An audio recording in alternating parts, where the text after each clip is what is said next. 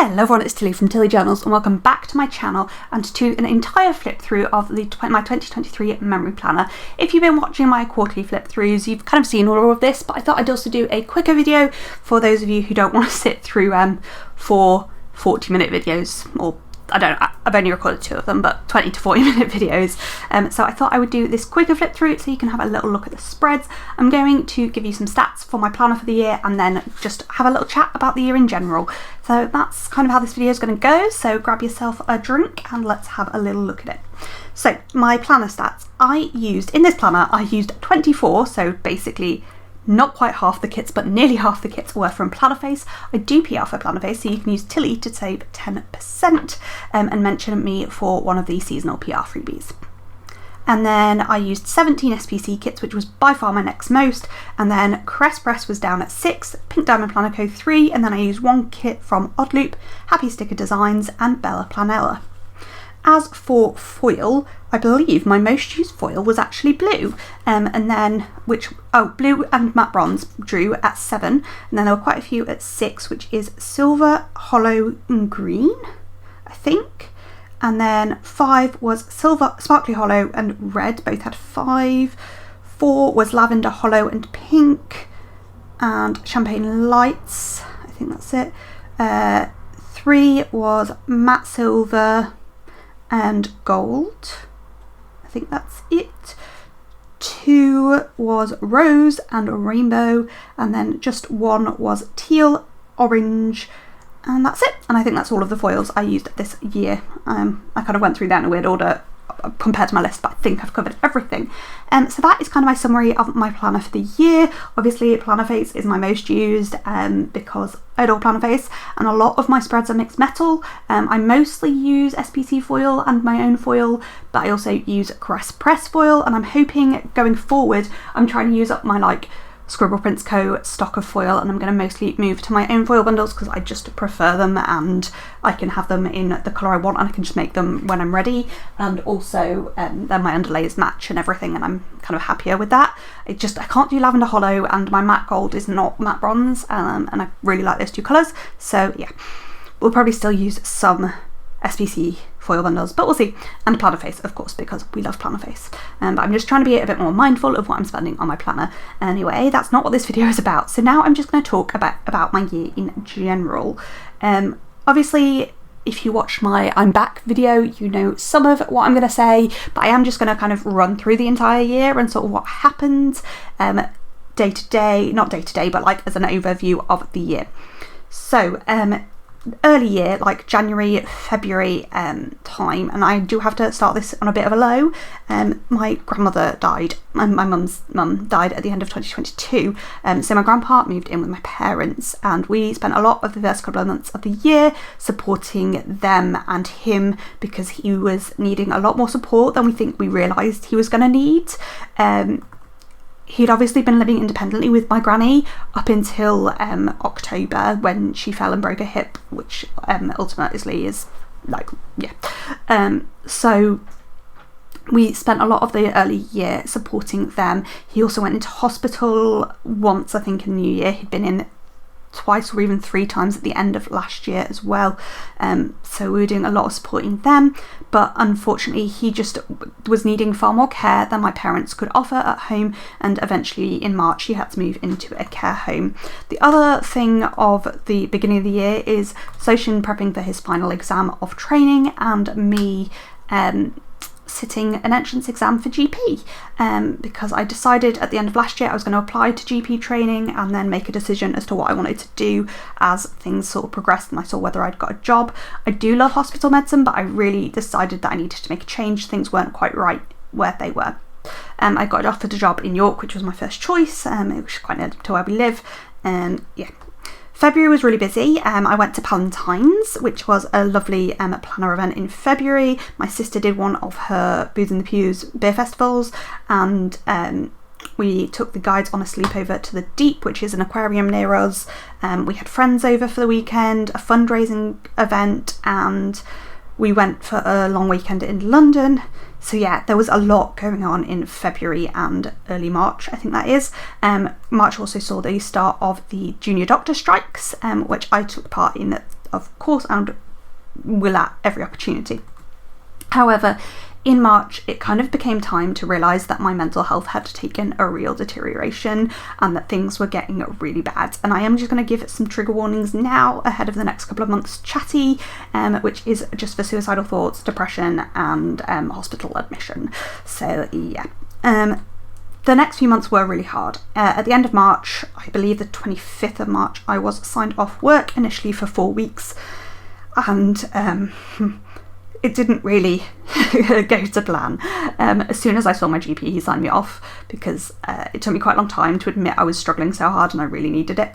I also shut the business from then, and it hasn't yet reopened, though it might have done by the time you've seen this video, but I highly doubt it, though this video isn't coming out to the end of March. So who knows? It is mid-January, end of January, 28th of January when I'm recording this little voiceover. I'm just prepping to go back to work, to be honest with you. But yeah, these months were really hard.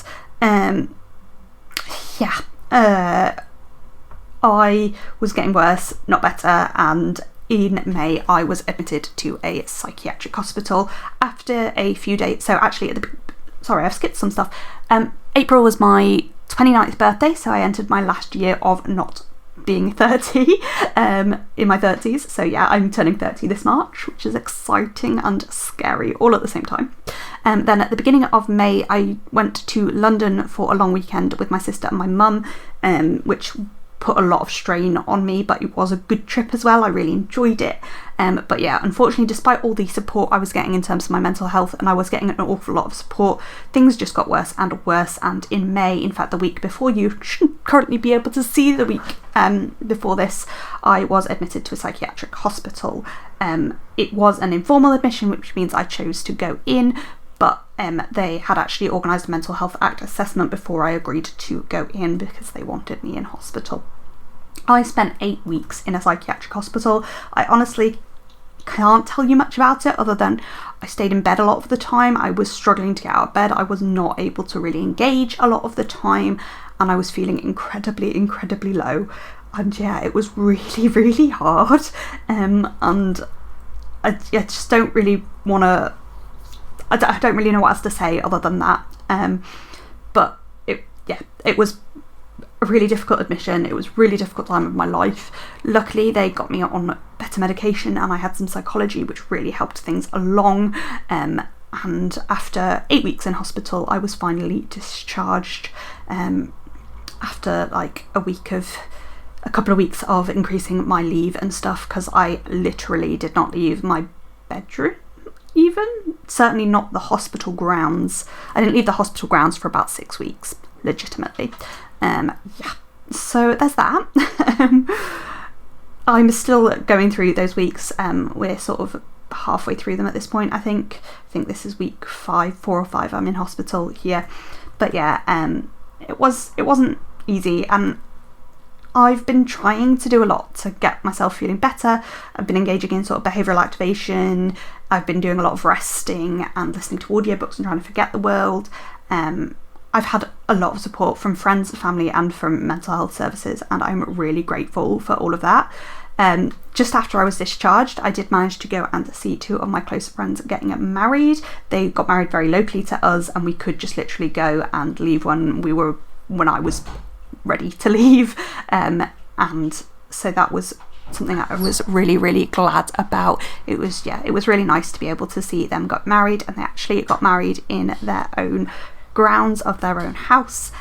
They have done up one of the barns. They live on a farm. They've done up one of the barns, and they got married in there, which was really lovely. I'm kind of just chatting about this period a bit more because I know I'm not there in the video yet. I was in hospital for our first wedding anniversary, which is not really how I wanted things to go. This is the week they got married and the week I got discharged from hospital. But on that week, Soshin did get a job for the GP practice he is now working at, which is a really great job, and it really suits him, and it's not very far from our house and things. He also found out he passed his final exam, and it was our wedding anniversary, so it was a pretty good week, other than I was really not doing very well, and in hospital. But yeah, when I came out, there was still an awful lot of the same sort of things: resting, looking after myself, taking care. I did some baking with my mum, which is why I'm using this kit here, because we were trying to do quite a lot of baking. I was trying to spend more time with my family. As for the rest of the year, in August, we took a properly impromptu little holiday. We booked it on the Wednesday. And we went on the Sunday. Like, that is how impromptu I'm talking. And we spent 10 days lying in the sun in an all-inclusive resort in Turkey. There were days we just didn't even really go out of our room. We popped to the dining room to eat something, but that was it, because I needed that sort of day sometimes, and that was fine for us. That's what we needed. We needed that rest. And sometimes we went down to the pool, and sometimes we played in the water and stuff. So this is the week of Soshin's birthday and the week we left for our holiday. I absolutely love that, like, rainbow spread. I love a proper rainbow spread. It's my favourite. Yeah, that was a very different holiday to us. For us, we normally take like holidays where we do lots of things whilst we're away, so this was very, very different for us. The next few weeks, months, after we got back, I was attempting to help Soshin sometimes with our project of installing underfloor heating in our house. We are trying to get it throughout the whole house, but at the moment we're just working on the first floor. Yeah, we've got a loft conversion, so we've got ground floor, first floor, second floor, but the second floor is just like 1 and a bit rooms, but we're not going to put it in the loft because the ceiling already isn't full height and it already gets really hot in there generally because heat rises, so we're probably not going to put it up there. But anyway, that's not the point. So yeah, I was just helping Soch with that when I could, but to be honest, I wasn't doing a huge amount of it, but we did do some things, including we repainted our bedroom as part of it and put in another socket, and it meant we could rearrange our bedroom. One of the things we really wanted to do with underfloor heating was be able to like get rid of the radiators and have our rooms how we want them, so we rearranged our bedroom and it feels so much bigger and nicer now, and we absolutely love it. So yeah, I was just helping Soch when my brain and body allowed.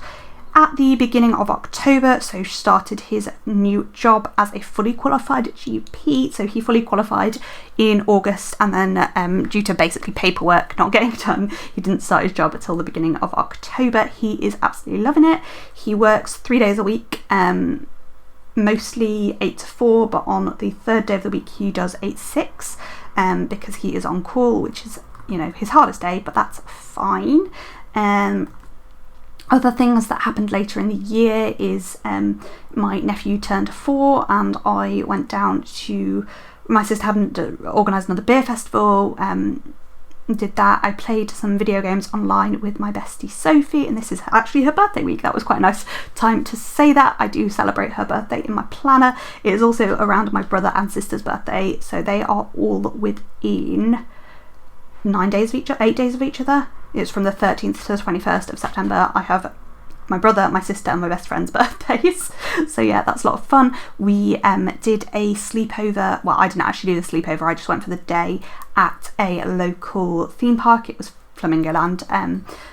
It's localish to us. We did a sleepover with the guides there. I just did the day because I wasn't up to doing the sleepover. Yeah, it was a busy week, and yeah, a lot of October was spent down at my sister's place. As I say, the beer festival, my nephew's 4th birthday, and I went to celebrate his 4th birthday with him. And then on my way back, so I just went down for the day because our friends were coming the next day, and what we did was, it was the day it flooded really badly and my train was cancelled because of all the flooding. So my dad started to drive me home, and so drove down to meet him because my parents were staying for the whole weekend at my sister's.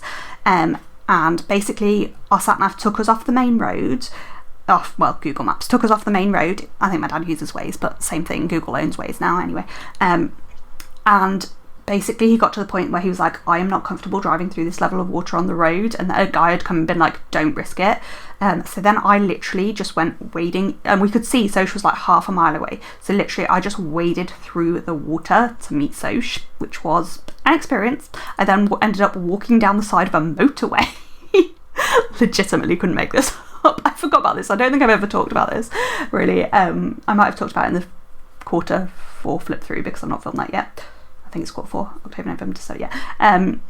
But yeah, so that was this week, in fact, that we're on now. So I literally waded through water to meet Soch, ended up walking down the side of a motorway. I did find Soch, and the police were incredibly helpful helping me find him. So that was interesting. And then we had the weekend with our friends, which was a lot, but it was really lovely. November and December were a lot quieter, haven't really done a great deal, mostly been trying to find our groove with new routines and work on my recovery. We did go to see Blood Brothers on this week here, which was one of Soch's birthday presents. So Soch's birthday is actually the same day as my parents' wedding anniversary. So my mum I was planning on getting Soch the tickets for his birthday, and Mum said, why don't I get one for Dad for our anniversary as well, and we'll go together. So we did that, which was really nice. We went to see Blood Brothers. I also went on another weekend trip to London, which I think was my 3rd trip to London, which is just ridiculousness. Like, come on. I'm not certain whether it was my 3rd, but it was certainly my 2nd trip to London that year. And we so that was what did we do? We saw, what did we go for? We went for we saw that was the other trip. I feel like we went to the theatre, but I can't think what we saw. We